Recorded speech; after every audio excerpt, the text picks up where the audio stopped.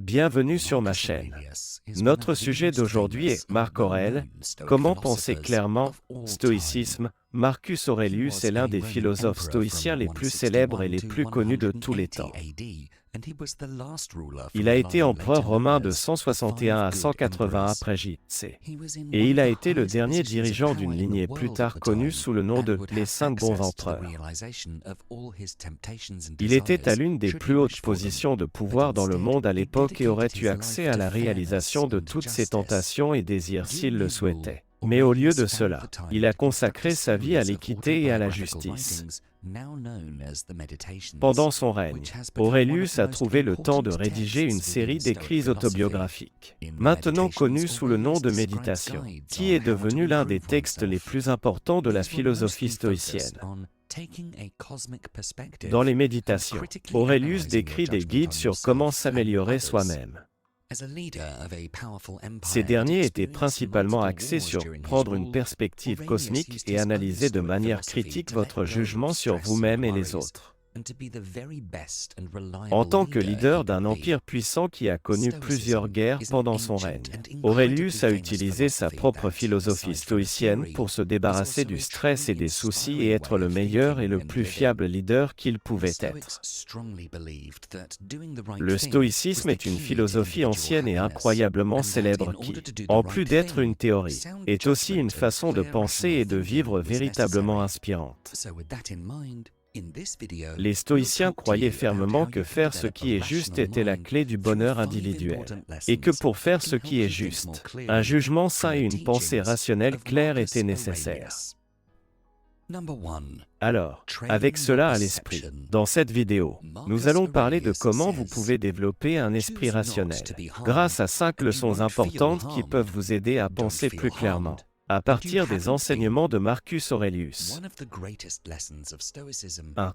Entraînez votre perception. Marcus Aurelius dit « Choisissez de ne pas être blessé et vous ne vous sentirez pas blessé. Ne vous sentez pas blessé et vous ne l'avez pas été. » L'une des plus grandes leçons du stoïcisme est de prendre le contrôle de votre perception. Nous avons l'habitude de juger tout ce que nous rencontrons. Tout événement que nous vivons, toutes les personnes que nous rencontrons, les sites que nous voyons, tous reçoivent un jugement de valeur.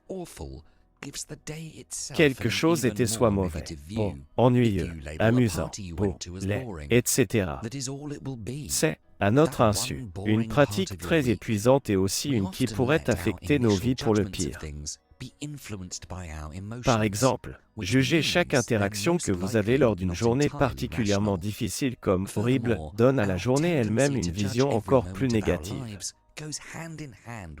Si vous qualifiez une fête à laquelle vous êtes allé d'ennuyeuse, c'est tout ce qu'elle sera. Cette partie ennuyeuse de votre semaine. Nous laissons souvent nos jugements initiaux sur les choses être influencés par nos émotions, ce qui signifie qu'ils ne sont probablement pas entièrement rationnels. De plus, notre tendance à juger chaque moment de notre vie va de pair avec une tendance à parler en métaphores et en hyperboles qui rendent les choses pires.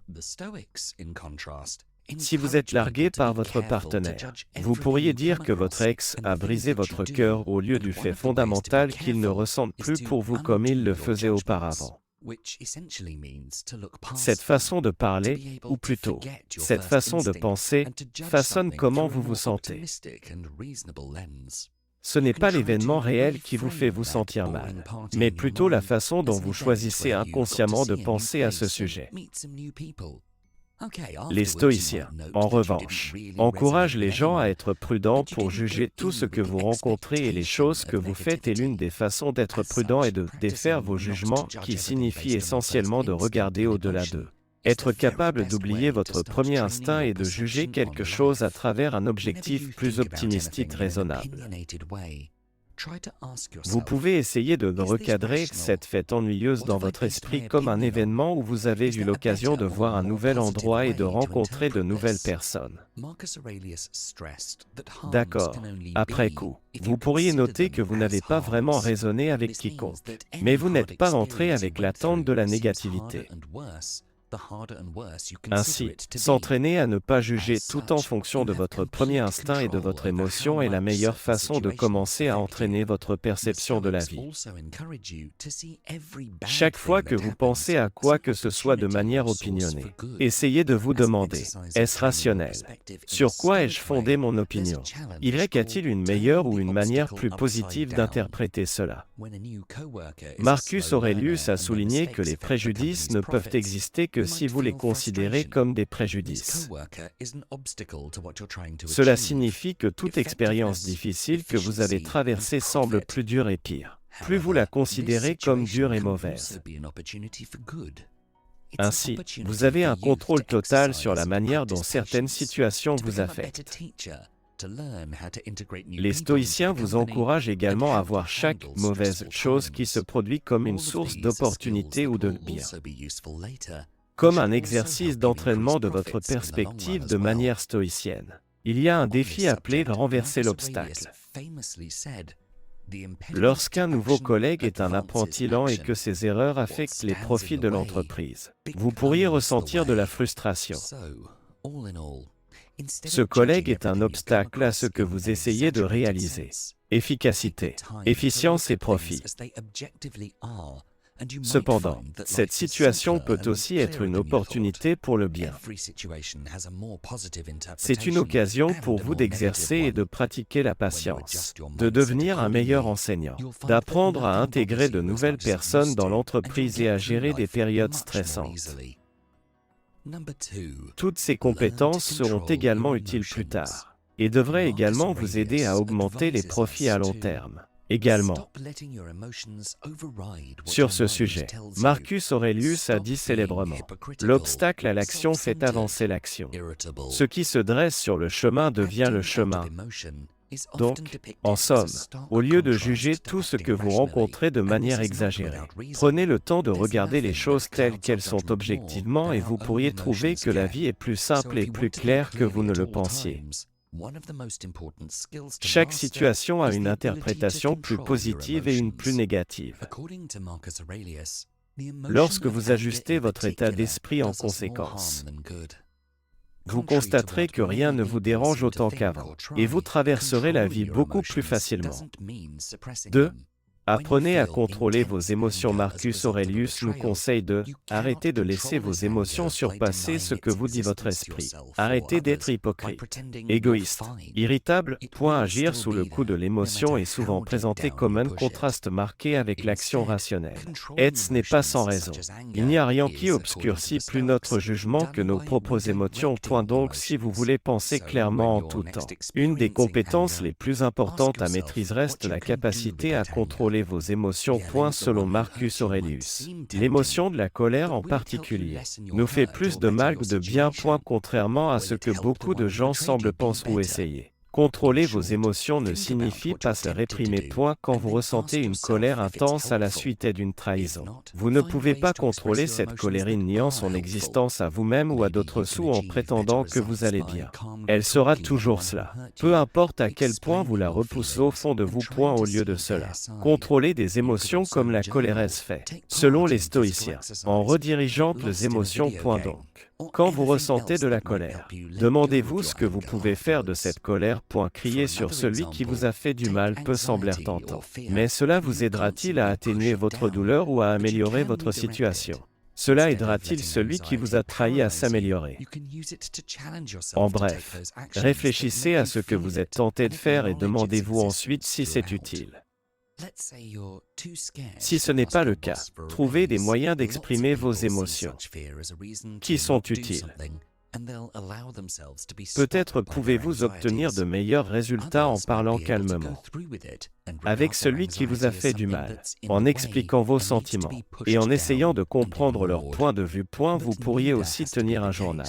Faire de l'exercice physique, vous perdre dans un jeu vidéo ou faire quoi que ce soit d'autre qui pourrait vous aider à vous débarrasser de votre colère par la suite. Pour un autre exemple, prenez l'anxiété ou la peur. Vous ne pouvez pas simplement la refouler, mais vous pouvez la rediriger. Au lieu de laisser l'anxiété vous paralyser, vous pouvez l'utiliser pour vous défier de prendre ces actions qui vous font ressentir et reconnaître son existence tout au long. Disons que vous avez trop peur de demander une augmentation à votre patron. Beaucoup de gens voient cette peur comme une raison de ne pas se faire quelque chose et se laissant arrêter par leurs anxiétés. D'autres pourraient être capables de passer à l'action et considérer leur anxiété comme quelque chose qui est sur le chemin et doit être repoussé. Ignorer. Mais ni l'un ni l'autre ne doit être le cas. Au lieu de cela, votre peur est quelque chose qui peut être exprimé de manière saine et peut-être même finir par être utile. Par exemple, cette peur vous fait réfléchir à tout ce qui peut mal tourner, ce qui peut vous amener à considérer toutes les questions possibles que votre patron pourrait poser, tous les contre-arguments que vous pourriez entendre. De cette façon, vous pouvez vous préparer à les affronter et formuler un plan pour chaque scénario possible. Mais le plus important, c'est que la peur fournit une motivation positive pour passer à l'action, pour vous mettre au défi et grandir en tant que personne. Pour vous prouver que vous le pouvez. Pour faire le pas non pas malgré votre peur, mais en partie à cause de celle-ci. Et dans ce scénario, vous pouvez être conscient de l'anxiété tout au long et penser: quelle chance que j'essaie ça quand même.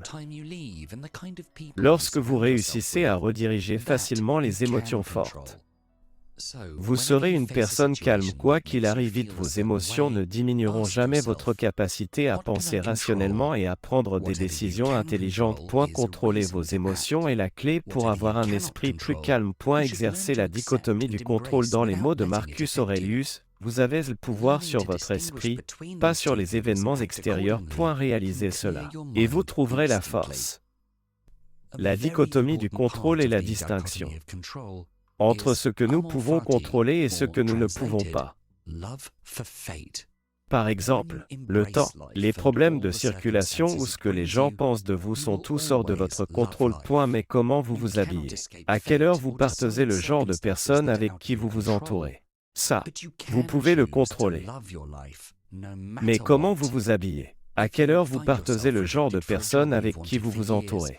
Ça, vous pouvez le contrôler. Alors, chaque fois que vous êtes confronté à une situation qui vous fait ressentir une certaine émotion, demandez-vous: qu'est-ce que je peux contrôler? Tout ce que vous pouvez contrôler est une raison d'agir. Tout ce que vous ne pouvez pas contrôler, vous devriez apprendre à l'accepter et à l'embrasser sans laisser cela vous affecter. Apprendre à distinguer ces deux choses et agir en conséquence peut immédiatement clarifier votre esprit. Une partie très importante de la dichotomie du contrôle est l'amour fati, ou, traduit, l'amour pour le destin. Quand vous embrassez la vie et toutes les circonstances qu'elle vous apporte, vous aimerez toujours la vie. Vous ne pouvez pas échapper au destin ou décider des circonstances qui sont hors de votre contrôle, mais vous pouvez choisir d'aimer votre vie quelles que soient les circonstances. Si vous constatez que vous êtes rejeté pour un emploi que vous avez voulu pendant des années, vous pourriez penser qu'il n'y a aucun moyen de vous racheter dans une telle situation. Vous vouliez l'emploi, vous avez essayé et échoué, vous ne pourriez pas prétendre aimer le destin dans une circonstance comme celle-ci. Cependant, c'est une incompréhension. Au lieu de voir le fait que vous n'avez pas réalisé votre ambition purement comme un négatif, enquêtez sur ce qui a conduit au résultat négatif et utilisez-le pour faire un pas positif. Soit la raison pour laquelle vous n'avez pas obtenu l'emploi était un échec de votre part, auquel cas c'est quelque chose que vous pouvez contrôler. Vous pouvez travailler sur ces échecs et réessayer quand une opportunité similaire se présente à l'avenir. Soit la raison était un facteur externe, comme le népotisme ou un conflit de personnalité avec un membre du personnel de recrutement. Cela n'a jamais été sous votre contrôle, ce qui signifie que l'opportunité n'a jamais vraiment existé. Et il n'y a aucun sens à se mettre en colère pour quelque chose qui n'a jamais existé. Une partie de l'acceptation du destin est de se distancer d'un résultat fixe et des indicateurs externes de succès.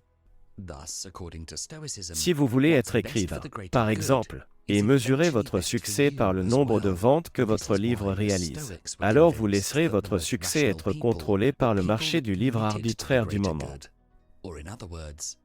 Mais si vous choisissez de mesurer votre succès par la satisfaction que vous éprouvez avec votre produit fini, ou par la quantité de travail que vous y avez consacré, alors vous contrôlez votre succès. Alors, par tous les moyens, assurez-vous de faire tout ce qui est en votre pouvoir pour essayer d'atteindre vos objectifs. Mais n'oubliez jamais que vous pourriez ne pas les atteindre et accepter cette possibilité à l'avance. Si nous ne nous occupons que de ce qui est sous notre contrôle et nous engageons à accepter tout ce qui ne l'est pas exactement comme il vient, alors on se trouvera calme quoi qu'il arrive. 4. Gardez les vertus à l'esprit. Pour citer Marcus Aurelius, creusez profondément en vous-même, car il y a une fontaine de bonté toujours prête à couler si vous continuez à creuser. Une vertu est une excellence de caractère, ou, simplement dit, un comportement moralement bon. Un comportement moralement bon bénéficie non seulement à vous et à ceux qui vous entourent, mais également au bien commun. Les stoïciens croyaient en un univers interdépendant, que tout et tout le monde est connecté d'une manière ou d'une autre. Ainsi, selon le stoïcisme, ce qui est le mieux pour le bien commun est finalement le mieux pour vous aussi. C'est pourquoi les stoïciens étaient convaincus que les personnes les plus rationnelles étaient celles qui s'engageaient pour le bien commun. En d'autres termes, agissez avec vertu. Ne pas agir avec vertu est le résultat de l'ignorance, selon les stoïciens. Lorsque la vie vous emmène dans une direction inattendue, les vertus peuvent vous guider sur ce qu'il faut faire et vous maintenir ancré. C'est pourquoi les personnes les plus vertueuses sont les plus calmes et les plus détendues. Pour être vertueux, il faut garder à l'esprit les 4 vertus les plus importantes du stoïcisme: la sagesse, la justice, la tempérance et le courage. La sagesse, aux yeux des stoïciens, est la capacité de juger ce qui est bon, mauvais, entre les deux, ou neutre. Au lieu d'être contrôlé par l'émotion, on doit penser clairement et logiquement à ce qui serait moralement correct à faire. Lorsque vous avez 2 options dans une situation difficile, la sagesse est la capacité de réfléchir à travers les deux. Ensuite, la justice. La justice est acquise par la sagesse et cela signifie faire ce qui est juste et équitable, pour les autres comme pour nous-mêmes. Les stoïciens la considèrent comme un devoir envers soi-même, nos semblables et la société dans son ensemble. La 3e vertu, le courage, est la capacité d'agir face à sa propre peur. Faire ce qui est nécessaire ou utile même lorsque vous ne savez pas si vous allez réussir. Le courage n'est pas l'élimination de la peur, du désir ou de l'anxiété. Au contraire, il s'agit de décider d'agir et de prendre des mesures malgré notre peur, notre passion et notre anxiété. Enfin, la tempérance. L'autre mot pour la tempérance est la modération, ce qui signifie rester au milieu entre 2 extrêmes, pour veiller à ne jamais prendre trop ou trop peu point en pratique. La tempérance ressemble souvent à la retenue, au contrôle de soi ou à la discipline. Selon Aurelius, une qualité qui distinguait l'humain des animaux était la capacité de s'arrêter soi-même si nécessaire. La tempérance est importante pour garantir notre bien-être à long terme, plutôt que la satisfaction à court terme. Pour un exemple très trivial, considérez un sac de chips. Finir le sac entier en une fois pourrait être agréable sur le moment, mais c'est mauvais pour votre santé. et même potentiellement votre humeur dans certains cas. Ainsi, on devrait pratiquer l'autocontrôle établissement arrêté après les premières bouchées. La tempérance est également aidée par la sagesse. Seulement en pensant sagement pouvez-vous décider combien de quelque chose vous avez besoin d'acquérir avant de vous arrêter à vous-même. Les stoïciens divisaient toutes les choses possibles et actions dans le monde entre les biens, les maux et les indifférents. Il était toujours important de chercher le bien, d'éviter le mal et de choisir les indifférents comme vous le souhaitez. Vous créez le mal quand vous agissez contre l'une de ces vertus. Par exemple, quand vous volez quelqu'un, manquez de respect à quelqu'un, agissez imprudemment ou lâchement, ou rendez quelqu'un malade. Vous participez au bien lorsque vous agissez selon ces vertus. Et vous ne faites ni l'un ni l'autre lorsque vous effectuez des actes indifférents, comme prendre une promenade, par exemple. Ces simples règles à vivre ne vous rendent pas seulement une meilleure personne, mais elles feront de vous une personne plus détendue. Lorsque vous agissez selon les vertus, vous êtes toujours guidé par le bien et vous êtes toujours s'agissant rationnellement. Selon les stoïciens, un tel comportement crée un esprit calme. Toujours considérer la grande image dans notre dernière citation de Marcus Aurelius pour cette vidéo. Il dit comme Platon l'a bien dit. Chaque fois que vous voulez parler de personne, il est préférable de prendre une vue d'ensemble et de voir tout à la fois. Considérer la grande image est une partie extrêmement importante pour clarifier son esprit. Quand on vit, on est toujours en plein milieu de tout. Chaque problème peut sembler comme la fin du monde.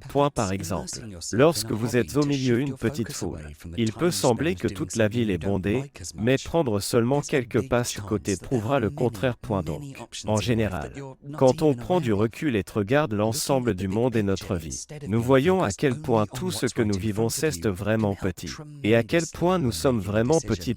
Et puis nous voyons combien le monde est là au-delà de notre expérience subjective.